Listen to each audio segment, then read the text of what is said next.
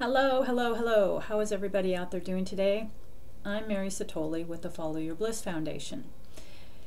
And today's video is about the importance of creativity and benzodiazepine withdrawal. And you might ask, what's one got to do with the other? Well, I thought we would have a little fun today since there's nothing really fun about benzo withdrawal, so I'm trying to mix this up a little because a lot of the other topics we've talked about tend to be more on the serious side with information. But I think that we have a lot of symptoms that are really hard to deal with coming off these medications, so it is difficult channeling your focus someplace else. I understand that, totally understand it, because there were days I could do nothing but lay in bed and it was excruciating. But what I'm hoping to accomplish here is maybe get you a little step to the left or the right out of that stuck area that we tend to get in when we're coming off these medications, because you tend to ruminate and you tend to focus on all the problems you have and how bad it feels and it is horrible. I'm not arguing that point at all. But what I did, because I couldn't play music for quite a while, which is what my joy is and my craft and bliss and creativity, I found a way to put my creative energy into something that I could just sit still and do. And for me, I couldn't even do that a lot of days, but on the days I could, I would get bursts of inspiration and just sit down after I would do some yoga and pound things out at the keyboard and into the Screenplay program, which there were many days that I look back at some of the things I wrote and I'm thinking, where was I? But only I will ever know that answer to that question. You guys have to kind of figure that one out for yourself, because it's not easy. So I wanted to hopefully make this a little fun for you guys, because I know there's probably people watching this that were in the space that I was in, which was just no place you ever want to be ever again as long as you live. And I looked back at some of that stuff and words were typed backwards, there were missing words, there were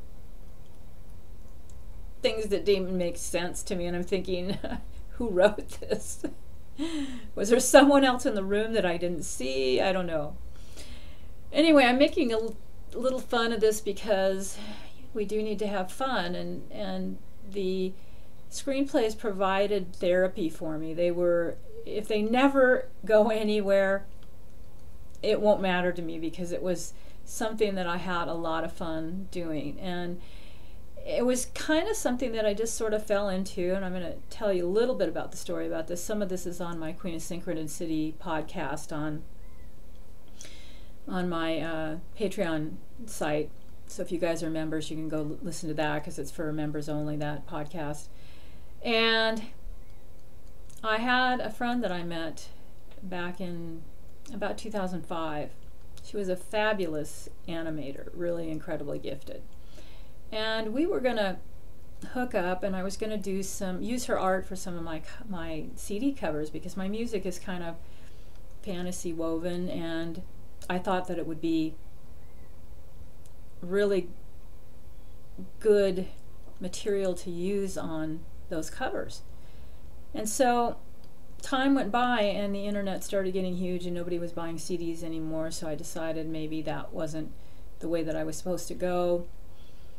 And long story short is, she ended up passing away in 2010 suddenly, and it was pretty horrific. I was hit pretty hard by the whole thing. And after she passed, I went to her husband's house.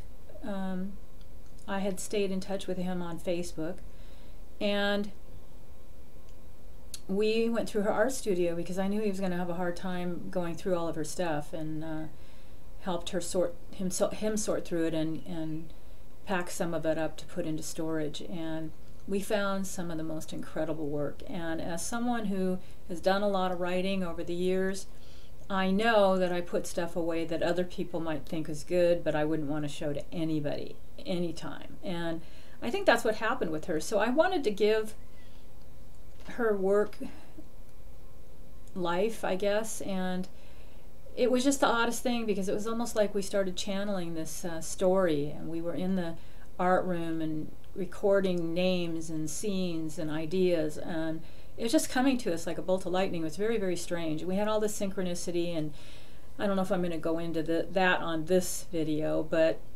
there was some amazing things that happened that gave me an indicator that this is what I was supposed to do. And at that point, I was still having some pretty functional days because I hadn't even started tapering off of the huge dose that I was on. I had some adrenal issues that were caused by an overdose of testosterone, which made my withdrawal even more horrific because my adrenals were really messed up. I had a secondary Addison's. So honestly, anybody who tells you you can't come back from any of this stuff is full of crap, because I was almost dead a couple times from the pellets. The hormone pellets caused me to have horrific bleeding when I had ceased to have them put in, and I had to have a blood transfusion. I was in the hospital for a couple of days. I had a lot of stress during my taper. Again, for those of you who haven't read my story, you can go to the blogs on followyourblissfoundation.org, and there's one called Falling Through the Cracks, and that's about my whole story, which is like a whole YouTube video all by itself, a very long one in that. So after we went through her artwork, we went through a number of kind of processes trying to decide what we were going to do with it, and we decided to write a screenplay with it. And eventually I got really sick during that time and wasn't able to function too much. Greg, Gretchen's husband, who was the one writing this with me, left, traveled around the world because he needed to kind of get away after a pretty bad shock, losing his wife. It was pretty horrific. And eventually he just decided he didn't want to put time into something that intense. But I needed something to keep myself going because I didn't think I was going to live. Honestly, I wanted to kill myself several times. My friends didn't think I was going to make it. And this screenplay was a gift from Gretchen because it saved my life. If I had not had that to throw myself into, I don't know that I would have made it through this. And there's some people who don't, you know. I mean, I've seen YouTube videos of people who put up stuff of their friends who've committed suicide. We know people that were unable to get their meds, who've jumped off bridges. And I'm not saying this to like scare you or freak you out or have bad news or anything like that, but it's hard. You are a warrior if you're doing this. If you're watching this right now, you are a warrior. You are strong and you are resilient and you are an amazing human being to even be watching this and have the courage to do this, because there's a lot of people that are in denial on these drugs and they don't know their health challenges are being caused by these drugs, and they are afraid to come off of them, and it's understandable. I wouldn't wish this on my worst enemy, any of this process. It's pretty bad. So I continued on, and when I could, and I had better days, I sat at my keyboard and typed.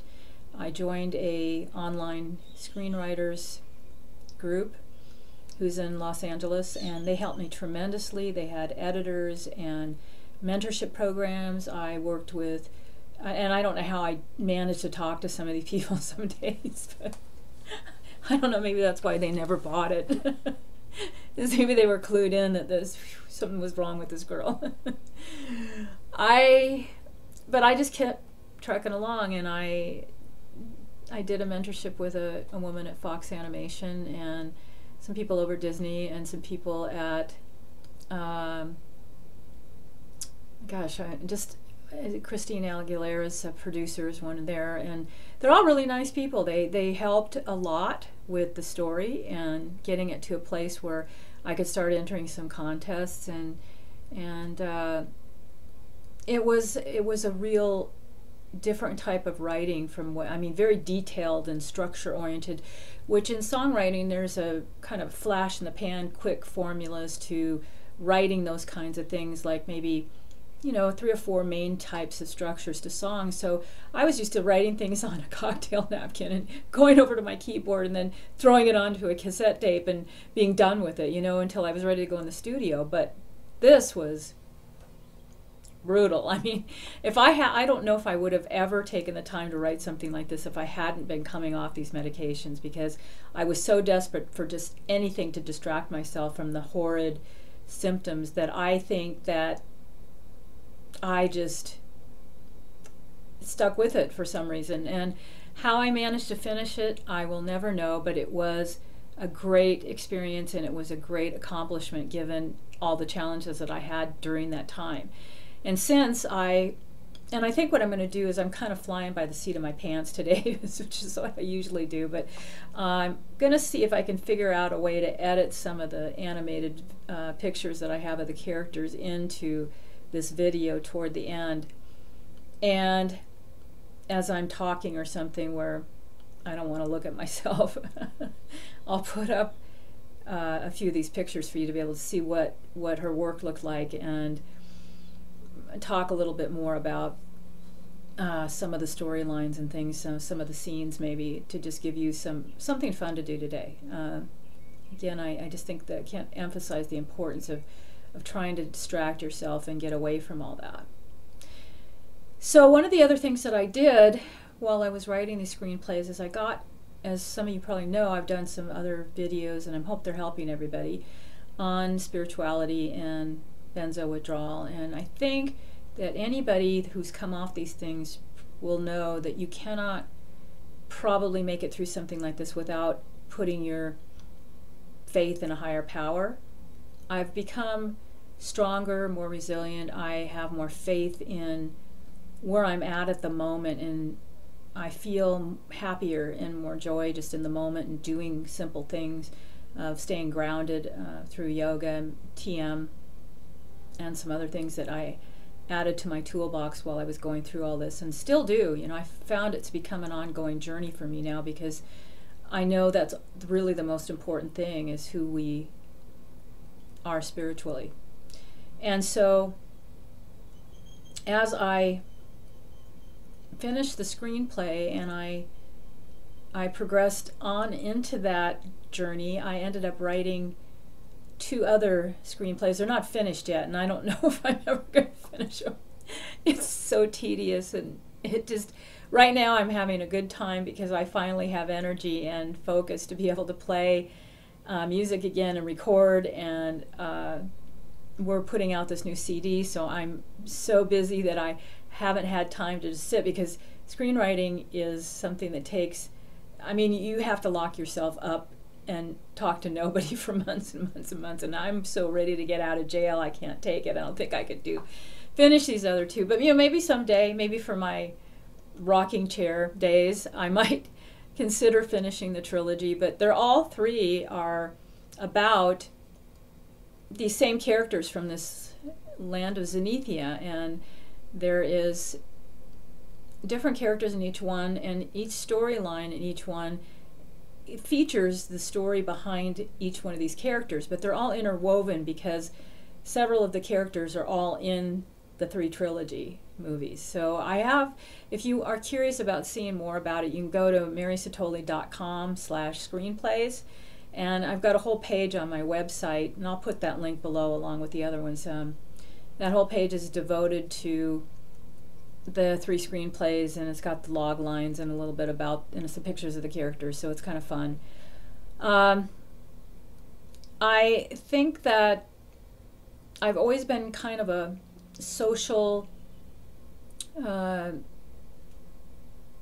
person, in that I believe in human rights and I believe in artistic freedom, and I don't think that enough artists do enough social commentary with their music. And this project, the screenplay, became about social commentary for me. The Queen of Synchronicity, the first one, is about a pharmaceutical company that's poisoning children on a magic planet that kind of what's happening here, but we're not exactly magic yet. At least I don't, it can be. It can be magical being here, but mostly we see all the negative stuff in the world, and I have been sort of living in this fantasy world, you know, since I've had to check out from the drug withdrawal. But I wanted to make a statement, I guess, about self-empowerment and about how we're choosing a really negative path in this world, and we're focusing on it. And I think something I learned from coming off these drugs was really about what you focus on really does grow. So I chose to take all of that negative energy that I had going on from the withdrawal symptoms and put it into these screenplays, which kind of took me in a whole different direction with my art. But it also, like I said, was a huge healing thing and a huge distraction. So the second one is kind of more about technology, and I don't know if I should give this away or not, but it is kind of a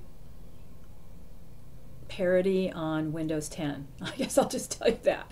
I don't want to go into too much more than that. It just is kind of a what-if scenario that Bill Gates had gotten a DUI and never met Paul Allen. I was trying to think of his name there for a minute. I had a senior moment. So would we have a different type of technology? Would we have spiritual resources that we hadn't developed yet? I'm going to leave that one to the imagination a little bit, but you get the idea. I just came up with different social commentaries that had something to do with all these three trilogies. So, and the third one is more about the Queen of Synchronicity herself and her journey from a young age, and what she had to learn about self-empowerment, which I think is another huge part of my message through my music, as well as my screenplay writing, is that the music is really, since I was pretty young, writing about spiritual ideologies and self-empowerment and how we as people can evolve to a better place. And all the music that's in these screenplays is all based on those types of issues, those types of spiritual ideologies. And so I found that when I got done, in particular with everything, and I started thumbing through all these things that I'd written during withdrawal and everything, I couldn't believe some of the things that I had written were like a kind of a, I guess, sort of a awakening for me, because it was like I didn't even remember writing them, and when I read them back, they actually almost had more meaning to me when I looked back at them, because it just sort of seems like I was in such an altered state coming off the meds and so disconnected from the world, because you literally, when you're coming off this stuff, are so sensitive you can't stand to even go to the grocery store. So I spent a lot of time alone just because I couldn't handle, and I still do. I'm still sensitive, but I'm out in the world and about and functional a lot more than I was, and I'm still dealing with a few difficult symptoms, but you know, I see the improvements as the weeks go on, and it gets better and better, and I'll have a day that's like amazing, and I just can't, oh my God. The nice part about this is when you do get to that point and you have a really good day, you are so grateful. You have a sense of gratitude about feeling good again that you had never had before this.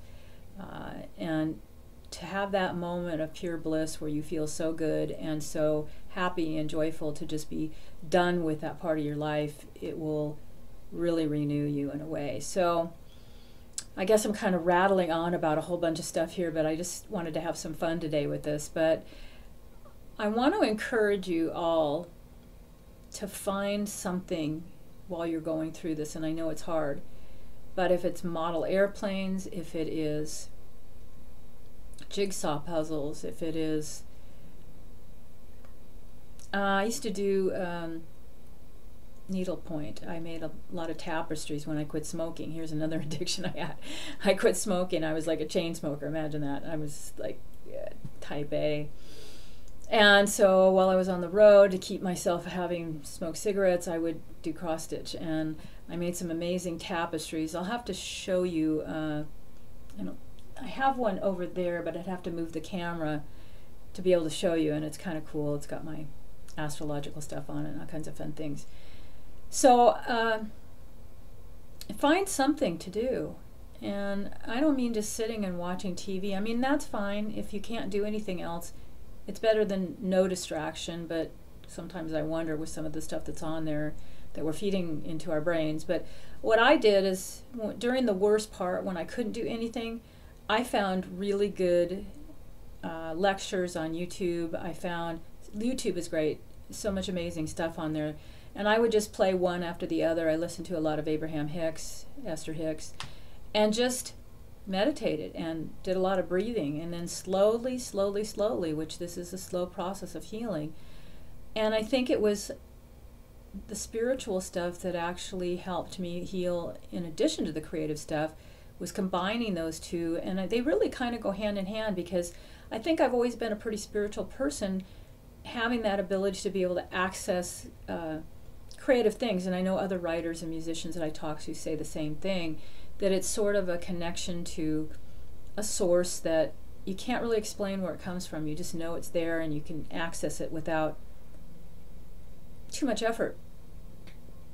Some people just have a knack for being able to do that, and that was my gift in the world, and a lot of other people too. I just think we're not encouraged in our society to really pursue those inward things. It's a really go grab for stuff, technology driven society where we don't honor, and that's why we're having so much trouble with anxiety and depression and mental health issues in this world.